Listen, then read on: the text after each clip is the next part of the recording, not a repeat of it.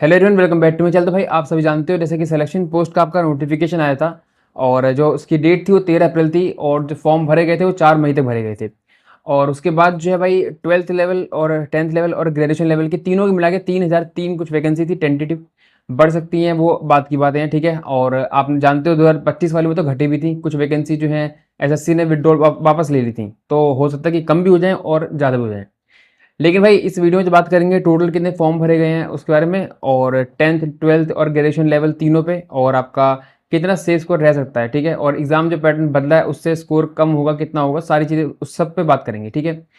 लेकिन भाई उससे पहले जो है भाई जो मिस इन्फॉर्मेशन जो यूट्यूब पे है उसके बारे में बात कर लेते हैं। मैं भी जब सर्च कर रहा था कि भाई आप लोग इस टॉपिक पे किसने वीडियो बनाई है नहीं बनाई है कि कितने टोटल फॉर्म कितने भरे गए हैं, क्योंकि मुझसे भाई लोग कमेंट करके, आप में से भाई आप जानते हो, आपने वीडियो क्लिक करी है तो आपने किसी न किसी ने आप में से भी मतलब टेलीग्राम पे पूछा होगा कि सिलेक्शन पोस्ट का एग्जाम कब तक होगा, भाई फॉर्म तो भर गए हैं।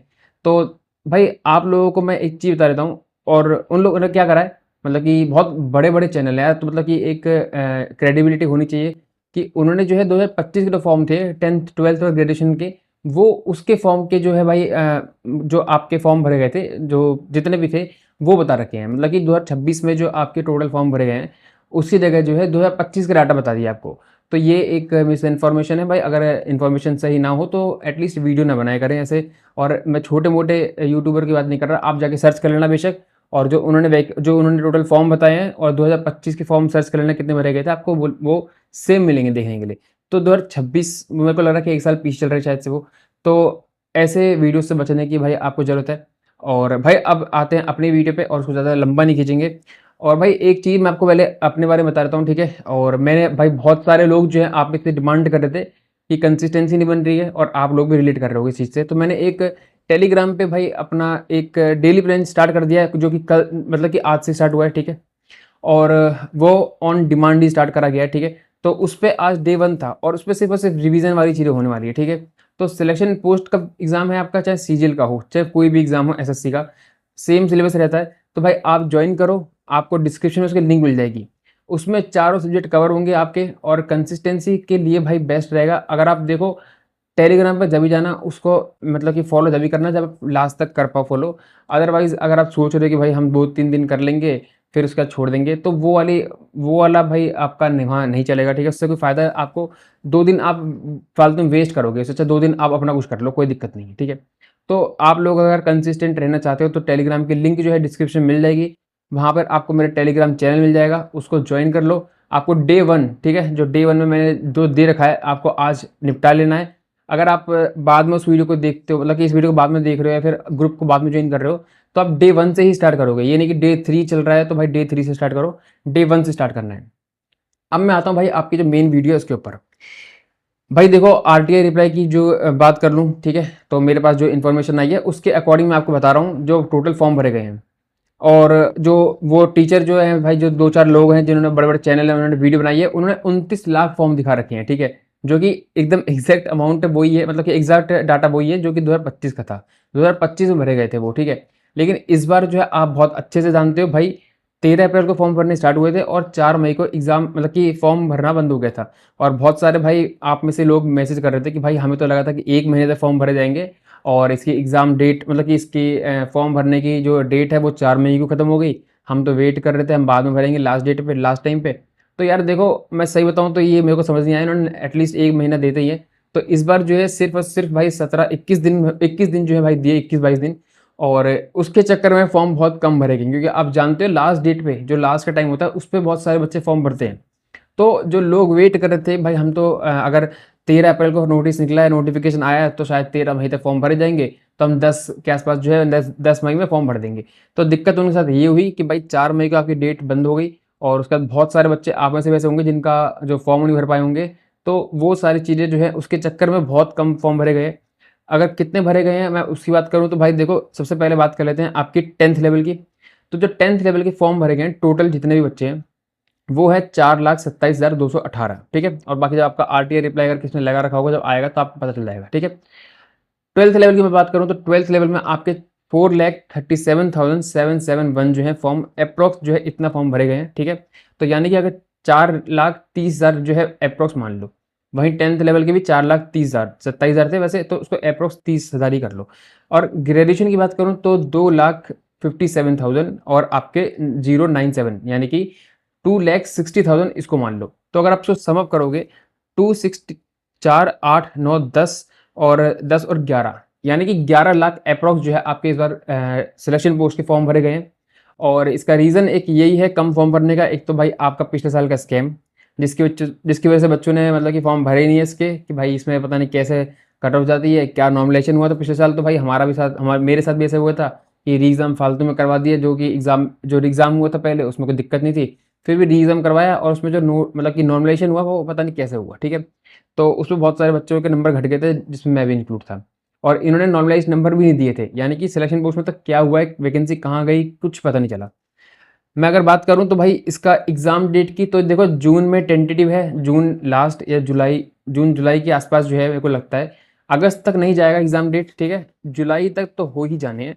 बाकी देखो 2-3 दिन, 3-4 दिन इसके एग्ज़ाम चलेंगे, ज़्यादा दिन ज़्यादा लंबा खींचेगा नहीं, तो इसको कहीं भी घुसा देंगे, सीजीएल से पहले सी या फिर कोई भी मतलब किसी भी डेट में डाल देंगे, तो इसका कुछ पता नहीं है।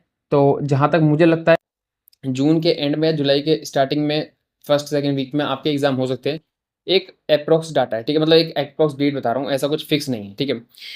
अब मैं बात कर लेता हूँ सेव स्कोर की भाई, ठीक है। और सेव स्कोर इसमें थोड़ा अलग रहता है, क्राइटेरिया अलग है इसका, क्योंकि आप जानते हो भाई किसी किसी में आपका एक्सपीरियंस मांगा होता है, और किसी किसी में भाई 12th मांगी होती है, सिर्फ सिर्फ 10th मांगी होती है, और किसी किसी में सिर्फ और सिर्फ ग्रेजुएशन आपने कहीं से भी करी हो। लेकिन वहीं पे किसी में एक्सपीरियंस की 10th तो करी है, ठीक है, लेकिन लेवल 1 की पोस्ट में भी एक्सपीरियंस मांगा होता है 2-2 साल का। तो उस वाली पोस्ट में, ऐसी पोस्ट में बच्चे जो होते हैं बहुत कम होते हैं, ठीक है। और बहुत सारे बच्चे गलती से भर भी देते हैं, लेकिन वो डॉक्यूमेंट वेरिफिकेशन में बाहर हो जाते हैं।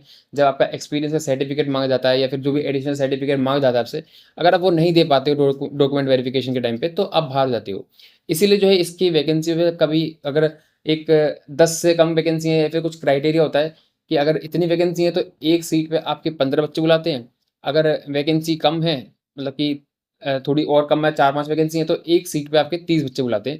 ऐसा कुछ इसका क्राइटेरिया रहता है, यानी कि नंबर ऑफ कैंडिडेट्स काफ़ी ज़्यादा बुलाते हैं, क्योंकि डॉक्यूमेंट वेरिफिकेशन में काफ़ी बच्चे ना मतलब कि अवॉइड भी करते जाना, और आपका क्योंकि जब तक इसका फाइनल सिलेक्शन होता है बहुत टाइम हो जाता है, किसी का कहीं सिलेक्शन हो जाता है, कोई भूल ही जाता है, तो वो डॉक्यूमेंट वेरिफिकेशन में बहुत बच्चे बाहर होते हैं। अब बात कर लेते हैं अगर सेल्स स्कोर की। देखो पिछले साल आपने देखा कैसे नए नए आपके जो है चैप्टर इंक्लूड हुए थे, ठीक है, और कैसे एग्जाम का पैटर्न मतलब कि बिल्कुल अनएक्सपेक्टेड आ गया था, कैसे क्वेश्चन आए थे लोगों को समझ नहीं आ रहा था। और रीजनिंग में नए नए टॉपिक डाल दिए थे आपके, मैथ में, ठीक है, मॉन्टी हॉल, ये सब, ठीक है, आप जानते होगे, आपको याद होगा। तो एक्सपेक्टेड ये है कि भाई इस बार ऐसा कुछ नहीं होगा। क्यों? उसका रीज़न ये है क्योंकि सिलेक्शन पोस्ट के बाद ना वो सीजीएल में दिखे टॉपिक, ना सीएचएसएल में दिखे, ना सीपीओ में दिखे, कोई भी अदर एग्जाम में ऐसा कोई भी टॉपिक रिपीट नहीं होगा। लेकिन मैं, अगर आप देखो डेडिकेटेडली चाहते हो कि एक वैकेंसी के लिए अगर आप एग्जाम दे रहे हो, ठीक है, क्योंकि 9 लाख बच्चे हैं, तो 11 लाख बच्चे थे फॉर्म भरने वाले, तो सारे तो देखो मतलब कि डेडिकेटेड तैयारी करते नहीं है इसकी। अगर आप डेडिकेट हो उसके लिए, तो मैं तो ये बोलूँगा कि आप उन सारे चैप्टर को एक बार रिवाइज कर लेना, या फिर कहीं से यूट्यूब से कर लेना, ठीक है। और अगर मैं बात करूँ तो जहाँ तक मुझे लगता है कि कैसा पैटर्न आएगा भाई, एग्ज़ाम का जो सिलेबस आएगा वो वही आएगा जो अब वापस से सीजीएल में, सीएचएसएल में आपके क्वेश्चन आए थे। कहीं से बाहर से कोई टॉपिक ऐसा उल्टा-सीधा कुछ नहीं पूछा था। तो मोस्ट प्रोबेबली यही है कि भाई आपके क्वेश्चन जो हैं सारे के सारे सिलेबस के अंदर से आने वाले हैं। अब मैं अगर बात करूँ भाई, सेशनल टाइमिंग भी आपकी इसकी इसमें इंक्लूड हो चुकी है, तो सेशनल टाइमिंग से बहुत ज़्यादा फ़र्क पड़ेगा। तो मैं पहले नॉर्मली कट ऑफ बता देता हूँ, फिर सेशनल टाइमिंग से उस पे क्या फ़र्क पड़ेगा, उसके बाद कट ऑफ कितनी गिरेगी, उसके बारे में बात कर लेंगे। अभी एग्ज़ाम लेवल का नहीं पता, ये एक रफ़ आइडिया है, ठीक है? तो कोई भी ऐसा ना सोचे कि भाई मैं कुछ भी तुक्का मार रहा हूँ, वो कर रहा हूँ। एक रफ़ आइडिया जो बच्चे मतलब कि सोच के चलें कि भाई इतना टारगेट करके चलना है। तो टारगेट स्कोर भी कुछ होता है, ये सेव स्कोर नहीं है, ये टारगेट स्कोर है। 10th लेवल पे अगर आपने कोई फॉर्म भरा है जिसमें कोई एक्सपीरियंस नहीं मांगा, कुछ नहीं मांगा, तो 175 प्लस आपको करना ही पड़ेगा, ठीक है। क्योंकि आप जानते हो भाई 10th लेवल वाले में तो मतलब कि अगर एक्सपीरियंस नहीं मांगा है तो बहुत सारे फॉर्म भर जाते हैं, एक एक सीट पे बहुत बच्चे बैठते हैं। तो वन, और एग्जाम का लेवल भी 10th लेवल का सब बहुत हलवा सा आता है, ठीक है। तो 175 प्लस टारगेट 10th वाले में करना पड़ेगा। 12th वाले की बात करूँ तो 160 तो आपको टारगेट करना ही पड़ेगा, ठीक है। अगर 12th का, अगर आपने कोई फॉर्म भरा है जिसमें एक्सपीरियंस नहीं मांगा है, अब किसी में देखो एक्सपीरियंस मांगा है, किसी में अलग से डिग्री मांगी है, तो ऐसी भी पोस्ट होती हैं जो 12th लेवल की होती हैं, लेकिन एक्सपीरियंस के चक्कर में बच्चों के पास वो एक्सपीरियंस नहीं होता है, और उसकी कट ऑफ 200 में से 100 भी जाती है, 110 भी जाती है, 120 भी जाती है। लेकिन ये मैं वो कट ऑफ बता रहा हूँ जिसमें कोई एक्सपीरियंस नहीं माँगा था, ठीक है? मतलब एक्सपीरियंस नहीं माँगा है। तो 160 आपको 12th वाले में टारगेट करना पड़ेगा और अगर आपने कोई ऐसी पोस्ट भरी है जिसमें एक्सपीरियंस माँगा है और वो आपके पास है, लेकिन आपको लगता है बहुत कम बच्चों के पास वो हो सकता है, तो आपको भाई बहुत कट ऑफ जो है गिरती हुई दिखेगी उस पोस्ट के लिए, तो उसमें भाई आपको फ़ायदा ज़रूर मिलेगा। ग्रेजुएशन की मैं अगर बात करूँ, अगर आपकी नॉर्मली ग्रेजुएशन माँग रखी है ठीक कोई पोस्ट में, तो 140 प्लस जो है भाई, अब इसमें ग्रेजुएशन में भी भाई ऐसा होता है कि किसी में साइंस माँग ली तो वो भी कंपटीशन मानो हाई है उसमें, ठीक है? ऐसा नहीं है कि भाई सिर्फ साइंस माँग लिया उसमें कॉमर्स वाले बच्चे नहीं भर पाएँगे, आर्ट्स वाले नहीं भर पाएँगे, लेकिन साइंस वाले ही बच्चे इतने होते हैं कि उसमें कंपटीशन काफ़ी होता है और उसकी कट ऑफ हाई जाती है। तो ऐसा है भाई ग्रेजुएशन वाले में 140 प्लस, 12th वाले में 160 प्लस और 10th वाले में 175 प्लस। लेकिन आप जानते हो भाई सेशनल टाइमिंग है, 15-15 मिनट में आपको 3-4 सेशन करने हैं। तो रीज़निंग आप कर सकते हो, बहुत आराम से कर लोगे, ठीक है? और मोस्टली बच्चे 12-13 मिनट में कर लेते हैं। इंग्लिश भी कर लोगे, जीके भी कर लोगे। दिक्कत कहाँ आएगी बच्चों को मैथ में। मैथ भी आप कर लोगे, 10th वाले लेवल जो आएगा उसमें मैथ काफ़ी ईज़ी आती है, तो 15 मिनट में 25 क्वेश्चन ईज़िली कर पाओगे। थोड़ा बहुत दिक्कत आ सकती है 1-2 क्वेश्चन में, लेकिन भाई 40 प्लस, 42 प्लस, 45 प्लस लोग करेंगे उसमें आराम से। दिक्कत कहाँ आएगी 12th लेवल में और ग्रेजुएशन वाले में। मैं लिख के दे रहा हूँ भाई 30 प्लस भी अगर बच्चे कर लें तो बहुत बड़ी बात होगी। मतलब कि अगर देखो रैंडम वो कुछ एक्सेप्शनल केस हटा दें, तो उसको छोड़ के जो इसका एवरेज स्कोर मैथ का रहेगा वो बहुत कम हो जाएगा। वो इसीलिए क्योंकि सेशनल टाइमिंग होगी और इसमें अच्छे खासे क्वेश्चन आते हैं। 10th को छोड़ के 12th और ग्रेजुएशन में दोनों में ही आपके लेवल जो होता है मैथ का वो ठीक-ठाक होता है। तो मेरे हिसाब से अगर आप करना चाहो तो 10th वाले में 175 से 170 कर लो, 12th वाले में 160 से आप 150 पे आ जाओ, ठीक है? और ग्रेजुएशन वाले में 140 से 130 पे। तो 10-10 नंबर का तो कम से कम आपको मतलब कि कट ऑफ में फ़र्क देखने को मिलेगा, just because of sessional timing जो आपकी नई-नई आई है, ठीक है? तो भाई देखो 3000 वैकेंसी है, 3003 वैकेंसी है और वैकेंसी तो काफ़ी कम है, लेकिन फॉर्म भी इस बार कम भरे गए हैं, ठीक है? 11 लाख। और उसका रीज़न मैंने आपको बता दिया कि भाई आपका रीज़न ये था कि फॉर्म भरने के लिए जो दिन गए थे दिए गए थे, वो 21 से 22 दिन बस दिए गए थे, जिसमें बच्चों ने फॉर्म आपका जो भरना था वो मिस कर दिया, ठीक है? तो अब सबसे मेन बात तो ये है जो इसका भाई इसके लिए भाई एग्ज़ाम के लिए जो डेडिकेटेड बच्चे तैयारी करते नहीं हैं, वो अभी सीजीएल का नोटिफ़िकेशन का वेट कर रहे हैं और सोच रहे हैं जब एग्ज़ाम की तैयारी करेंगे स्टार्ट करेंगे, ठीक है? और सीजीएल का नोटिफ़िकेशन डिले हो रहा है, तो सिलेक्शन पोस्ट का एग्ज़ाम की डेट जो है पास आती जा रही है। तो सिलेक्शन पोस्ट के एग्ज़ाम की तैयारी करते रहो, सीजीएल का नोटिफ़िकेशन जब आएगा ठीक है।